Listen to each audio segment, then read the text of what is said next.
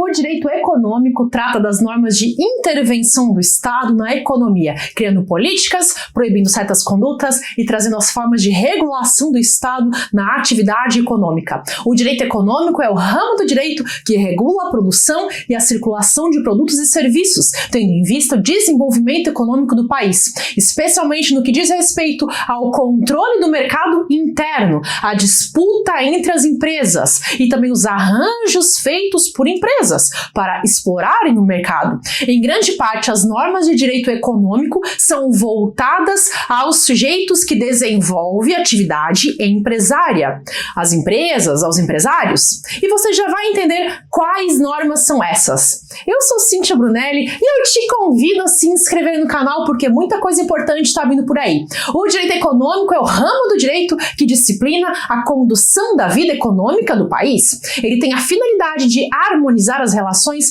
entre o Estado e os agentes privados, detentores dos meios de produção, dentro dos limites daquilo que é possível quando se fala em intervenção do Estado na ordem econômica.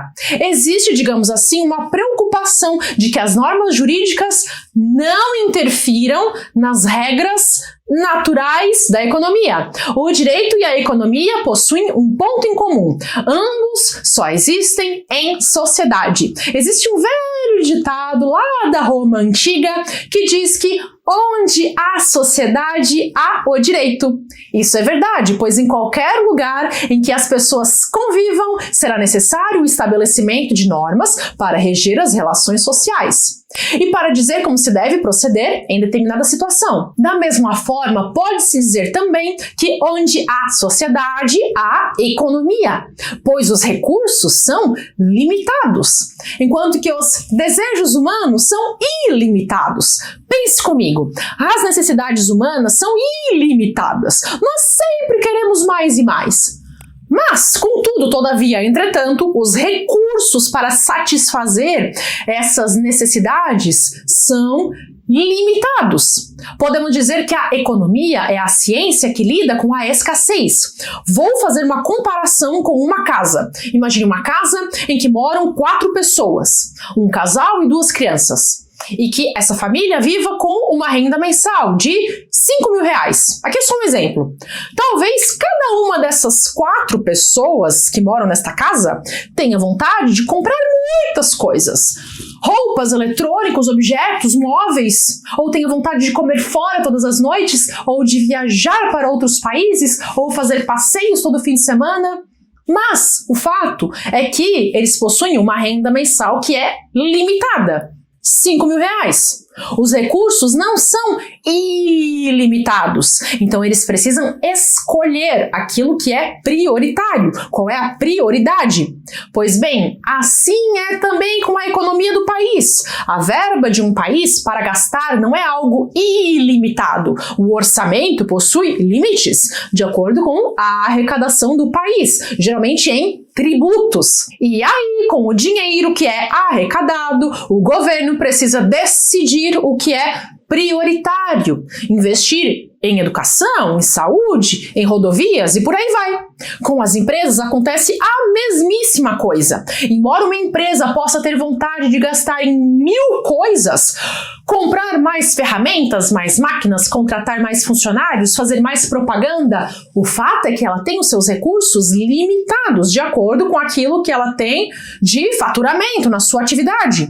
Então ela precisa priorizar. Nós nunca vamos poder satisfazer todas as nossas vontades ilimitadamente, seja enquanto pessoa, enquanto país ou enquanto empresa. Nossos recursos financeiros têm limites, então temos que priorizar. A economia é o ramo de estudos que analisa a produção e o consumo de bens e serviços para satisfazer as ilimitadas necessidades humanas, tendo em vista que os recursos são limitados. Como não é possível satisfazer todas as necessidades, os agentes que participam da atividade econômica devem decidir o que produzir e o que consumir.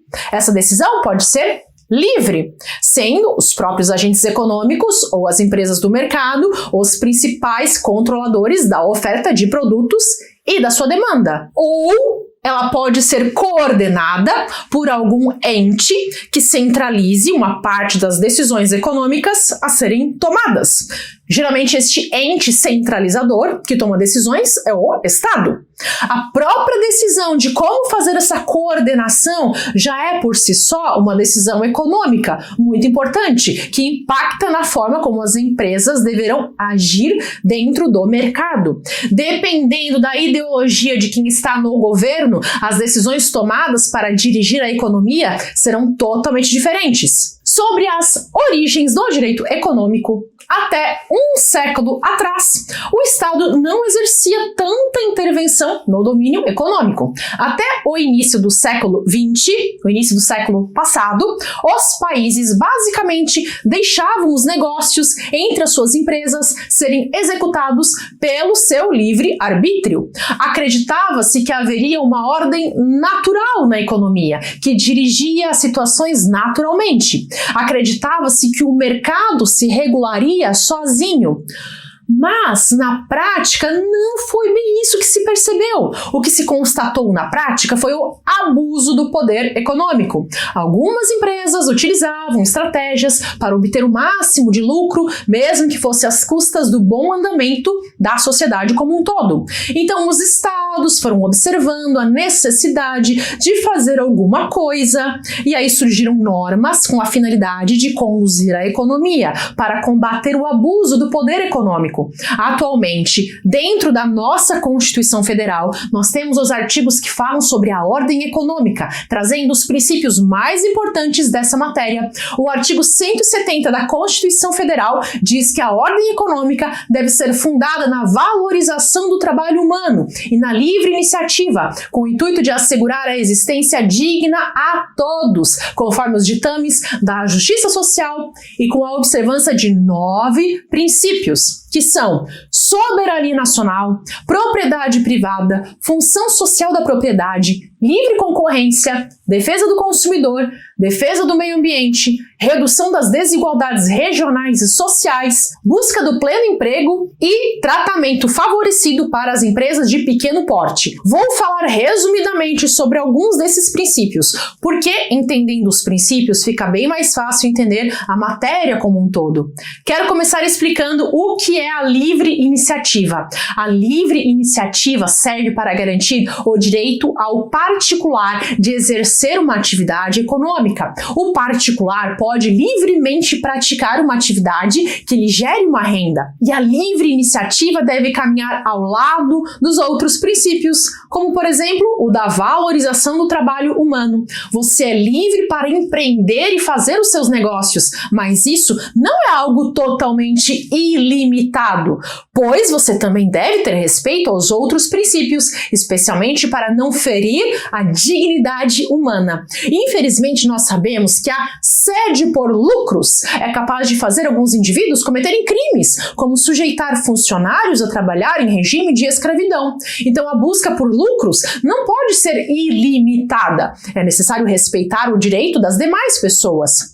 E o Estado pode, inclusive, intervir quando observar que algo está sendo feito de forma ilegal. A livre iniciativa não significa que o Estado seja obrigado a se abster de interferir na atividade dos particulares. Não, o Estado pode intervir, especialmente quando o particular estiver em alguma atividade que seja ilícita, como, por exemplo, a situação de trabalho escravo. Ao falar sobre livre iniciativa, muita gente confunde com livre concorrência, mas são coisas diferentes.